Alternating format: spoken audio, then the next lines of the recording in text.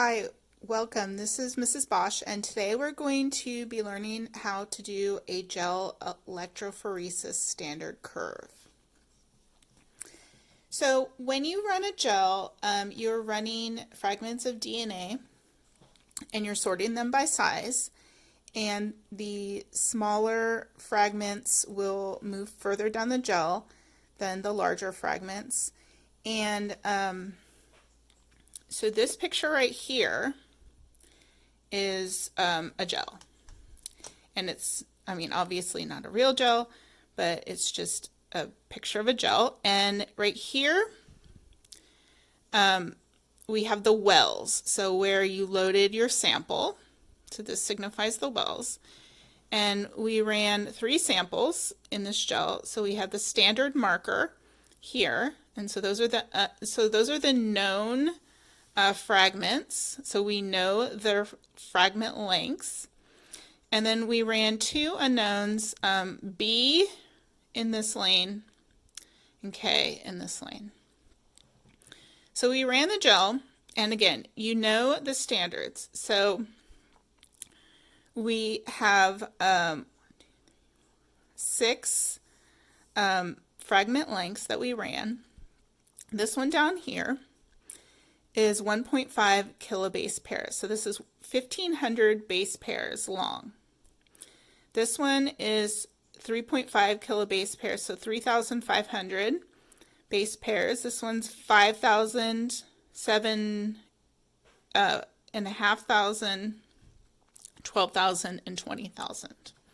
So what you could do is you can actually create a standard curve from this, because remember, a standard curve is just a graph of knowns. And so we have a graph of known fragment lengths, of DNA fragment lengths. And what we want to do is we want to figure out unknowns. So we're going to figure out the fragment lengths of the unknown from B and K.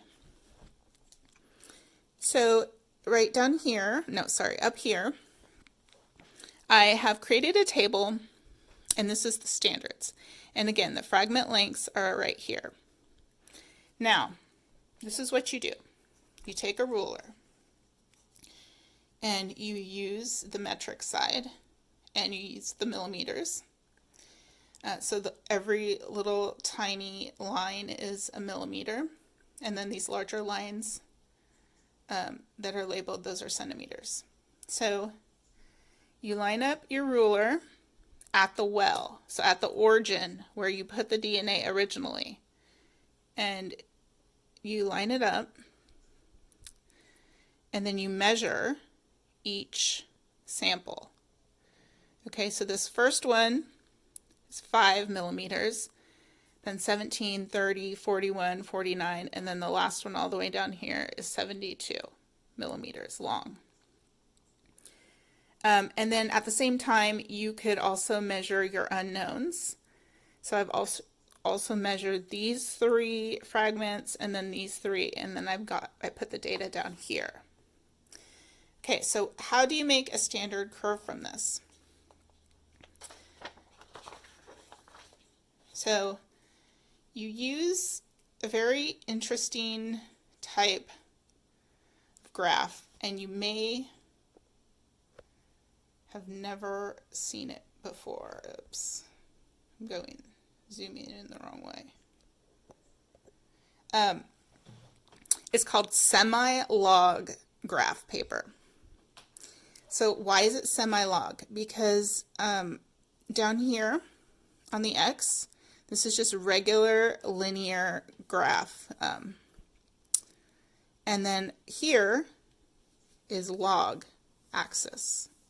So see how it looks funky? It's just not regular lines. It's a line all the way here, and then it goes smaller and smaller, and then another one, and then smaller and smaller. So that is the log portion of the graph, the Y, and the X portion is just the linear scale.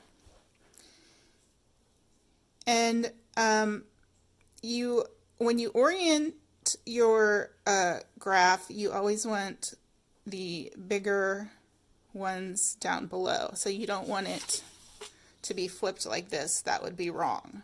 Okay. And so distance traveled is linear. So how far the fragments traveled. So you can just do a regular linear scale. And then this is the interesting part. So the fragment lengths is actually logarithmic.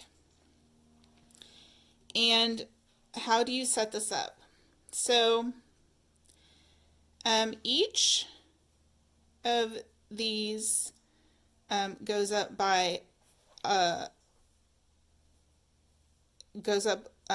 factor of 10. So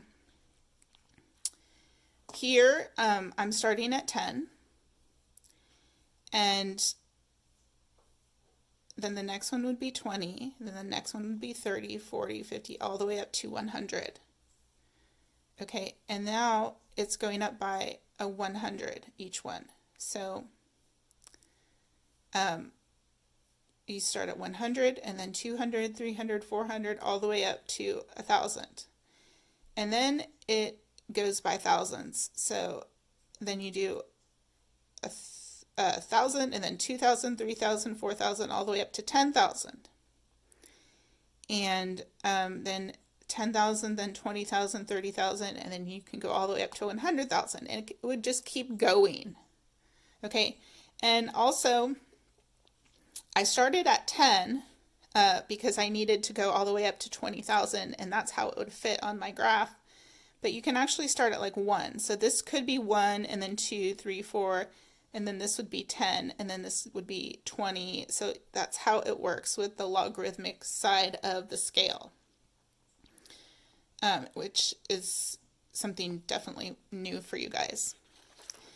So now you just want to graph the data. So fragment size is 20, so 20,000 because it's kilobase pairs. So 20,000 distance traveled was 5 millimeters.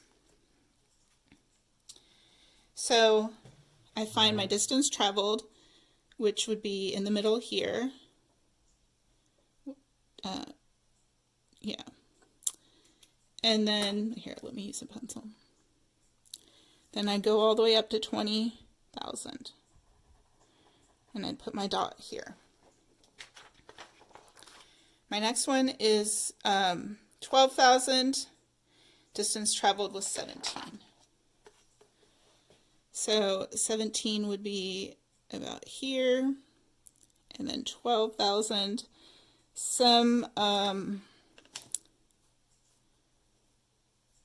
it would be like right here. And then sometimes you kind of got to estimate. So see, it goes from 10,000 to 20,000. So you can estimate 12 is probably like right here. Didn't I do that right? Actually, it should be over a little more. Maybe like right here. Okay. And then let's see. 7,500 and then 30. So here's 30. And then 7,500 would be approximately here.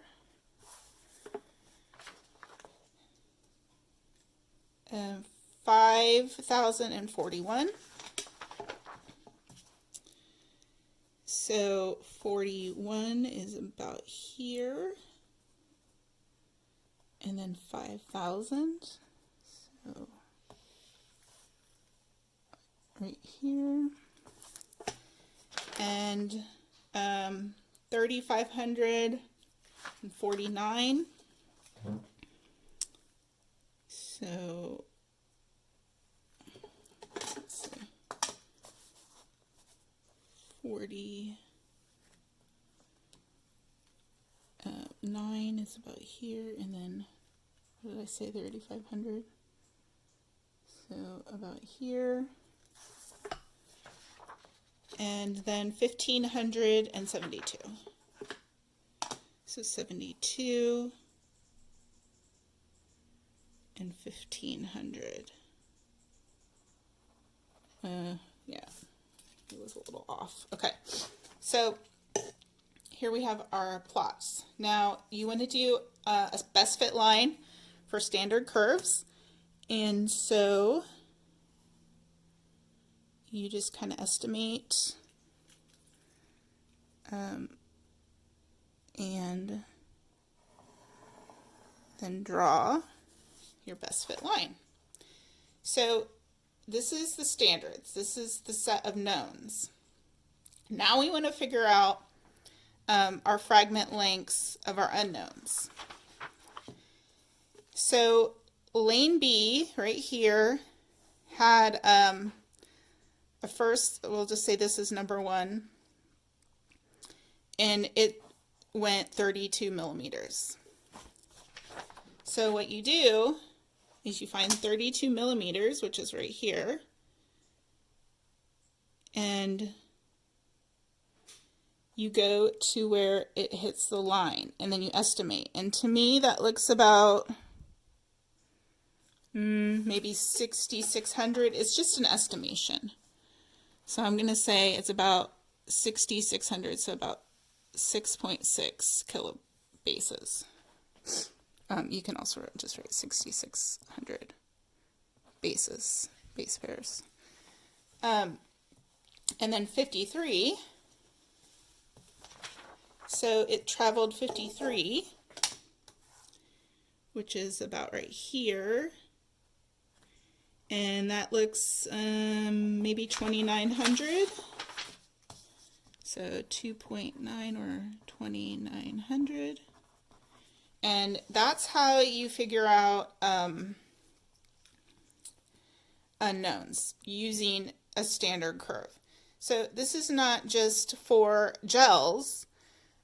You do a standard curve for a lot of different things. Anytime you have a known, a set of knowns, you make a standard curve, then you can find out the unknowns.